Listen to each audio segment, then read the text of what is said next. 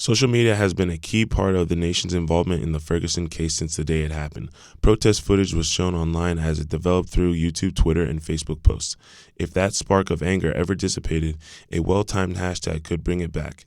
And when the evidence was released, people joined together to comb through the details for more information. Ferguson was the most tweeted topic in 2014.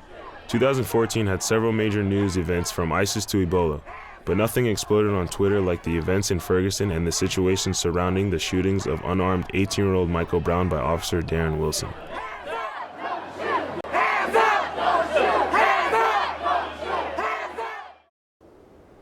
Around noon, Dorian Johnson said he and Brown were walking down this street when a Ferguson police officer confronted them and told them to use the sidewalk.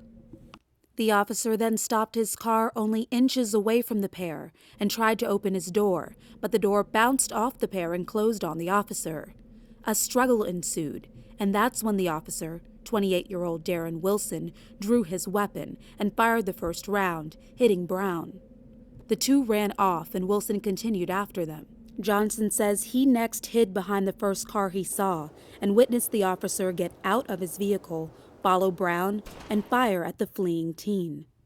According to Johnson, an injured Brown next got on his knees and put his hands up to indicate he had no weapon. The officer continued shooting at Brown several times.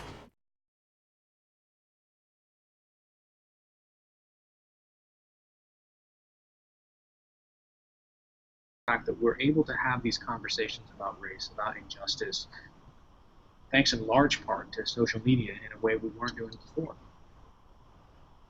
I think that one of the best things that could happen is that I think everyone is on some level aware that this has been going on. It's just been easier for people to ignore or to minimize, to say that it's not as large a problem or as pervasive a problem or insidious a problem as it actually is. And online, when we talk about these things and when we raise these issues, these complex issues, as opposed to, isn't this sad that this poor person was killed and they were unarmed, it complicates the crime, it complicates the complicity of the community in how that person is represented. So it's very important for these conversations to take place because it helps in the long term to see a pattern taking place. It's a visual and narrative pattern that is easier to document online. Outrage in Ferguson, Missouri after police shot and killed an unarmed teenager Saturday afternoon. Say hands up, don't shoot. You know that our hearts. Black Lives Matter.